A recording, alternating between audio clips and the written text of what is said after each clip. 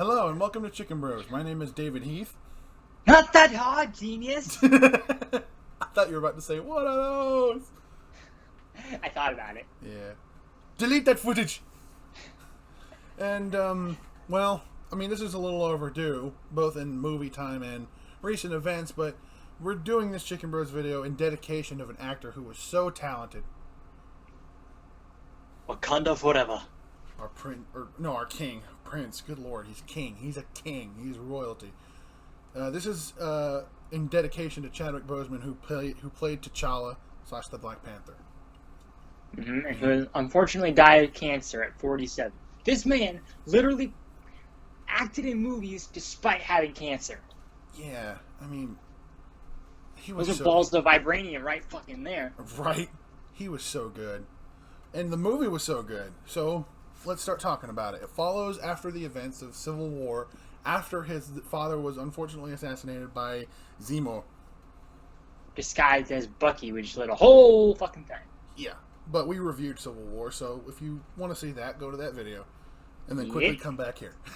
Yes. So, he goes back to Wakanda to then take the throne of Wakanda and the mantle of Black Panther.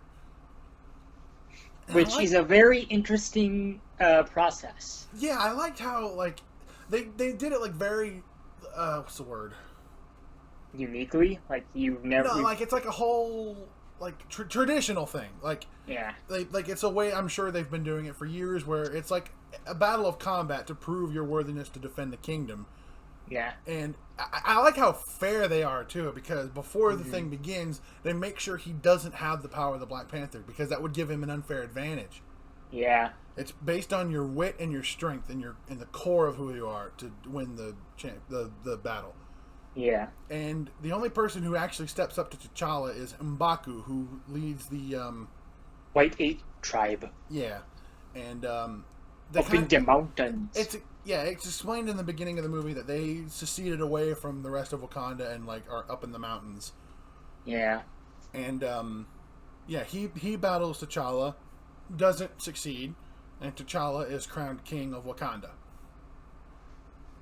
And I think it was funny how before he stepped up, Shuri was like, "Why can't the woman be the Black Panther?" Right. Careful what you wish for there, Shuri. Speaking of, I love Shuri. Like, as Shuri a character, was I great. love her. I like the brother-sister dynamic those two had. Yeah, she flips him off. Shuri! Sorry, mama. Mama.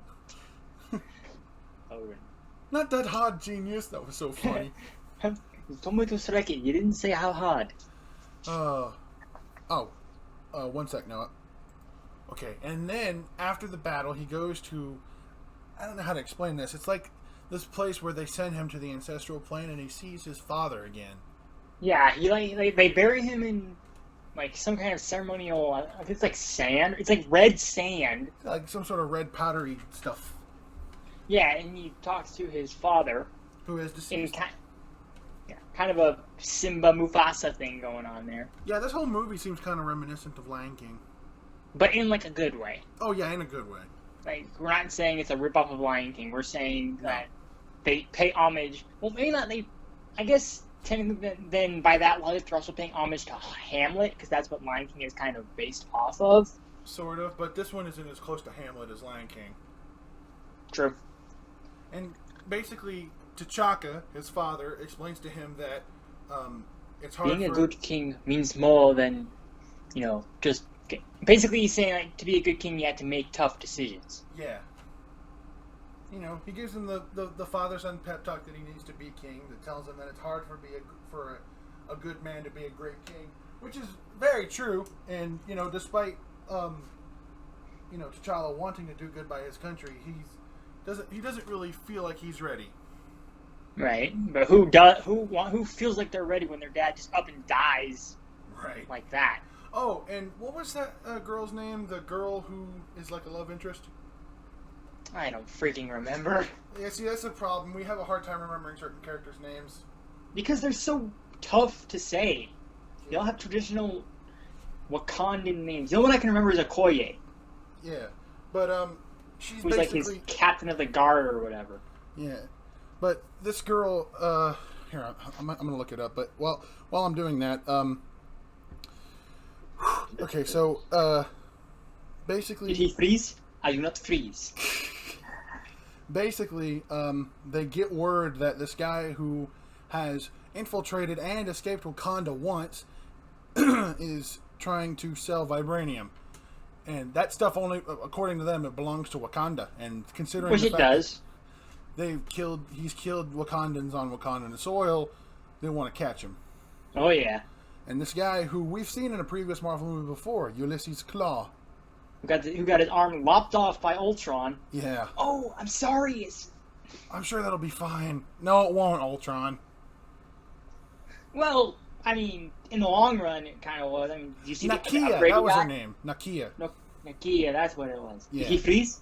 Like antelope in headlights. So, Shuri decks him out with all this cool tech, and Nakia and Okoye go to, I think it was in Korea, Yeah. to get Claw. And These shoes will make no noise. Guess what I call them? Sneakers. And so they go to get Claw, and they discover that Everett Ross is there to do the deal with Claw. It's Watson from Sherlock. I know, right? Doing a really not terrible American accent. Yeah. And, you know, of course, like they always do in these Marvel movies, all hell breaks loose. Yeah, oh yeah. Claw tries to escape, but does not succeed. And instead of bringing him back to Wakanda, T'Challa has to, like, let Ross do it the American way. I love the car chase. Like, okay, wait, I do on the right or the left? For God's sake, just drive! And I love when Ross goes in to interrogate Claw. He's singing, "What is love? Baby, don't hurt me." Fucking Andy Serkis. I love that guy. And he basically tells Ross, like I'm not, I didn't steal all their vibranium. I took a tiny chunk of it. They have it in the mountains. They haven't even scratched the surface of it yet. What do you think that guy's cat suit's made out of? And while he's telling the truth, that's a dick move, Claw. Yeah, like, dude, And foreign policy, man. I know, right? So Ross begins to become a little suspicious, and while this happens, boom!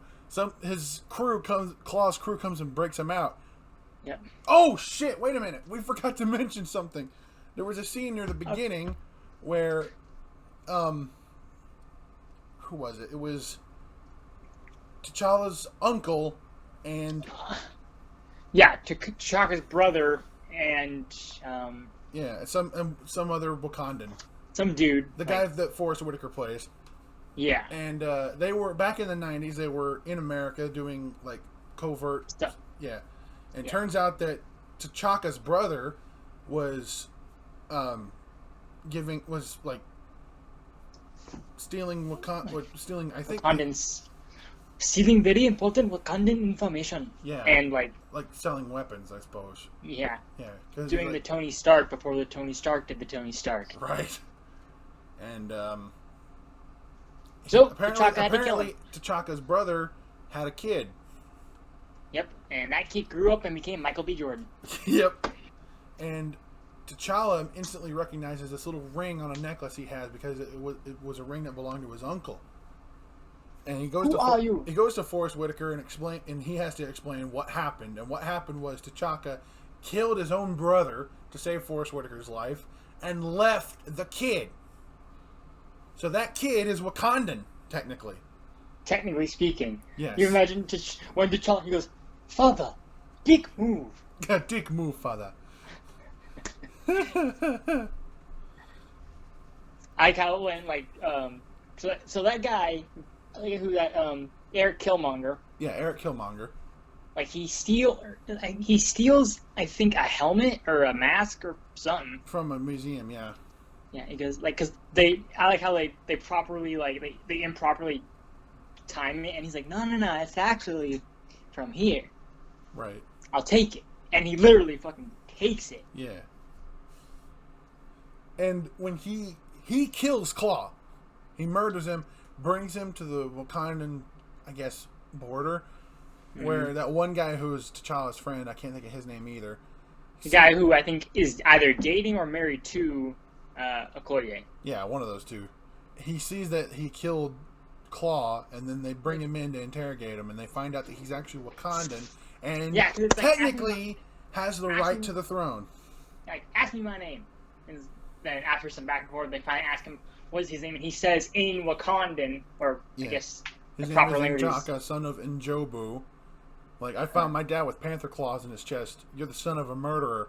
And then they have the ring. And then I like how when I don't remember her name, but like T'Challa's mother sees the ring and she goes, "Oh my gosh!" And then Killmonger goes, "Hey, auntie." Then him and Killmonger fight, but Killmonger wins. Yeah, and that's the thing. He also kills Forrest Whitaker. And when he wins, he tosses T'Challa over the waterfall, seemingly dead. And so, technically, by tradition standards, they have to crown him the king of Wakanda. Yeah. So then he burns this grove of flowers, which is what gives the person the power of the Black Panther. He's trying to be like the only Black Panther. He's trying to become a monopoly on the Black Panther. Yeah, but thankfully, Nakia steals one before he burns it all. And they go to M'Baku with the intent of giving the herb to him so that he can help take back the kingdom. But what they don't realize is that he has T'Challa, and T'Challa is technically still alive. And they need to give him the herb so that he can come back. And when he's in the spiritual realm, he talks to his father saying, like, "Why would you do that? Dude, think move, Dad, come on!" Basically. And then he's like, "It was a hard choice, but I had to make it as king. Like, there was one life for my kingdom."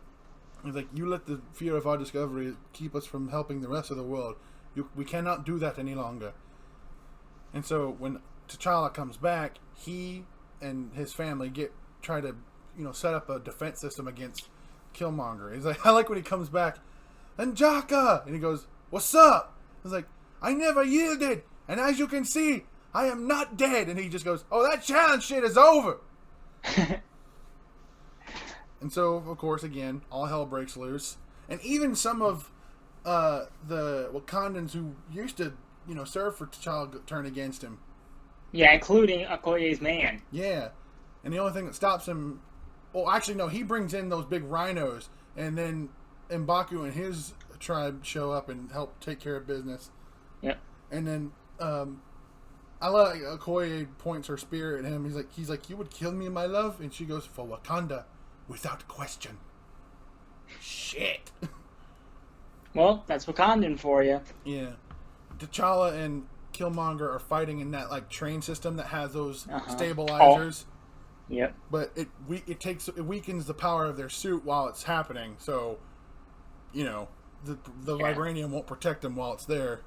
Right. So he grabs the end of a spear while the still stabilizers are active and stabs Killmonger through the suit. Yeah. And then he takes him to see a sunset because, Wakanda sunsets are nice. Yeah, and his dad always told him about how beautiful the country was. And it is. Mm-hmm. And Killmonger does. Yeah, peacefully. Yeah, and he says, because T'Challa says, "We can find a way to help you." And he says, "Why? So you can just lock me up?" And he said he'd rather die than be locked up as a slave or something like that. So he said something like that. Yeah, something powerful that can resonate with the audience. He says, "Just bury me next to my ancestors because they knew freedom was better than chains," or something like that. Mm-hmm. And he dies. And I guess all's well that ends well, I suppose, in a way. Mm-hmm. And T'Challa makes a pretty bold move, which is to make sure Wakanda can give resources to the rest of the world and be, as like he puts it, one whole nation. Ooh. Which is nice. Yeah, very nice. And there's an end credit scene with the White Wolf. Bucky! It made my cousin cry because she loves Bucky. He's like, "Yeah, he's back," Of course, he looks like Jesus because he's got a long ass hair, long beard. He's wearing robes. I mean, he's missing an arm, but other than that, he's matched Jesus. Have you seen how it should have ended for Black Panther? No. During the fight, the end fight, Steve, Sam, and Black Widow show up. Like, "What's going on here?" "Oh, Captain, we're kind of in the middle of a debate. What are you doing here? I came by to see how Bucky's Jesus costume is going. Like, oh, wow. Are you guys serious? He looks like fucking like Sebastian Stan could probably play Jesus if they wanted him to. I mean, I guess. But hey, if fucking Ray Fiennes could do it, I mean, his was in not a stop motion version, but he still did it pretty convincingly. But yeah, I think this movie was really good. It's the only Marvel Studios movie I think to this day to win an Oscar. And it's also the other one that has predominantly African American people. Well, I mean, it kind of needed to. It takes place in an African continent. Well, I know it is. I'm just saying, country, like, shit. I remember when it first came out. One of my coworkers was African American, and she was going on about how awesome that movie was. How good I just turned into Drew Carey. How good the representation was. It was really good. Oh yeah. I think that, of course, Chadwick Boseman did a stellar job playing T'Challa. Mm-hmm. I think my favorite actor in the whole thing, though, oddly enough, was Michael B. Jordan, because he portrayed real good pain through. Yeah, he did. Yeah, you know what I mean. Like, especially when he was in the astral plane and saw his dad. Like that was painful. Yeah. Give him crap for Fantastic Four all you want, but he does a damn good kill on. That's the pathway to going into Marvel Studios. I'm telling you, you have to play a shitty version of Human Torch, and then you'll make it into the MCU. Yeah, and look at Chris Evans. He's freaking Captain America now. Or was, I suppose. Yeah. But yeah, what would you rate this movie, Noah? Probably 10 out of 10. Yeah, 10 out of 10. That's for you, Chadwick. We hope you rest in peace. Say hi to Stan for us. Wakanda forever. Wakanda forever. We'll see you later, Chicken Bros fans.